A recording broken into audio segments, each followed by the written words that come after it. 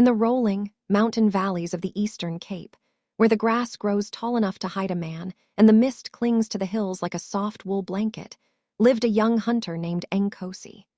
He was a man of the earth, his skin bronzed by the relentless sun and his muscles toughened by the steep climbs of the wild coast. Nkosi was known throughout his village for his patience and his pack of loyal dogs, who could scent a trail even after a heavy summer rain. One humid afternoon, the air thick with the scent of wild sage, Nkosi was out in the bush.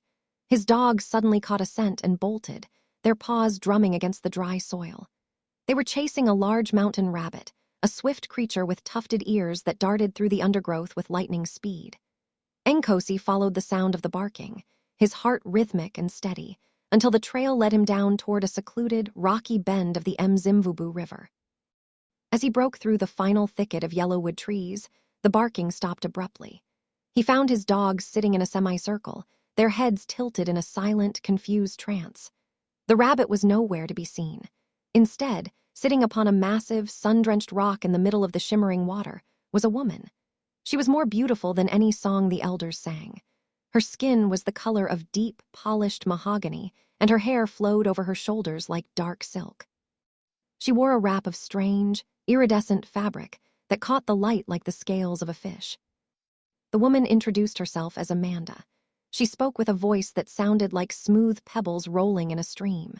She told him she had been traveling from a village far to the north and had lost her way while seeking a path through the valley.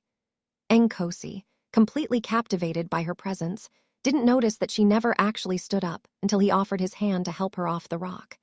In that moment, she seemed to move with a fluid grace that defied the rugged terrain. He led her back to his village, forgetting entirely about the hunt, convinced that the ancestors had led him to that riverbank to find his bride. The years that followed were filled with a quiet, golden happiness. Nkosi and Amanda built a sturdy home, and the village grew to love her for her kindness and her strange ability to predict when the rains would come. Soon, they were blessed with a daughter they named Yanda. The child was a marvel. She had Nkosi's strength but her mother's mystical eyes that changed from deep brown to a startling seafoam green whenever she played near the water. However, Amanda lived with a secret that weighed on her like a heavy stone. Every evening, as the sun dipped behind the dragon-backed mountains, she would take Yanda to a private pool in the river. She told Nkosi it was a sacred ritual to cleanse the child, and because he loved her deeply, he never questioned her need for privacy. But suspicion is a weed that grows in the dark. An envious village elder, who had long wondered why Amanda never seemed to age and why her skin always glistened even in the driest heat, followed her one twilight. Hiding behind a flowering aloe, he watched as Amanda stepped into the deep, dark water. To his horror, as the moonlight hit the surface, her legs didn't just kick, they fused together, transforming into a magnificent, shimmering tail of silver and blue. She was not a woman from the north. She was Lambo, a mermaid of the deep river.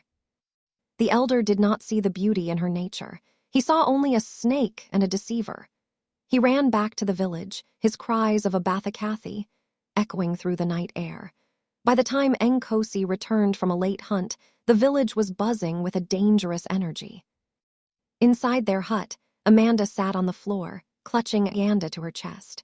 Her eyes were wet with tears. Before he could speak, she told him the truth.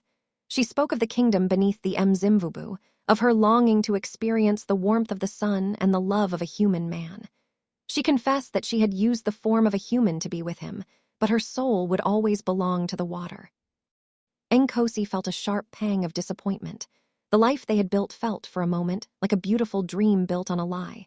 He looked at his daughter, who was part of both worlds, and then at his wife. The silence between them was heavy, filled only by the crackling of the fire and the distant sound of angry voices approaching. Slowly, he reached out and took her hand. "My heart is heavy because you did not trust me with this," he whispered. "But I have known your heart for years, Amanda. I understand why you hid your tale, for the world is often cruel to what it does not understand. I cannot stop loving the mother of my child." His forgiveness came just in time. Outside, the glow of orange torches illuminated the walls of the hut. The villagers, led by the fearful elder, had gathered with spears and heavy stones. They demanded that Nkosi hand over the creature to be destroyed, fearing she would bring a curse upon their crops and cattle. "She is my wife," Nkosi shouted, standing at the door with his hunting spear held high, his dogs snarling at the mob. "She has been your neighbor and your friend." But fear is a fire that consumes reason.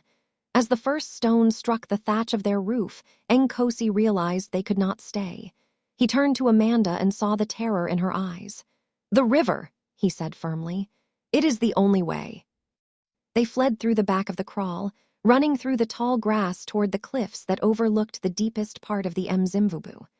The villagers followed, their shouts and torches creating a jagged line of light through the dark valley. When they reached the edge of the high cliff, the water below churned with white foam, calling to Amanda. "Come with us, Nkosi," she pleaded, her voice rising above the wind. "The water will keep you as you have kept me."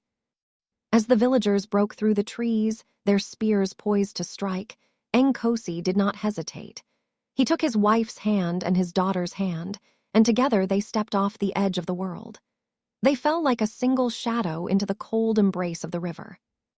The villagers reached the edge and looked down, but the water was still. There were no bodies, no blood, only a sudden, brilliant flash of silver beneath the surface that moved faster than any fish. From that night on, it was said that the village was never again troubled by drought.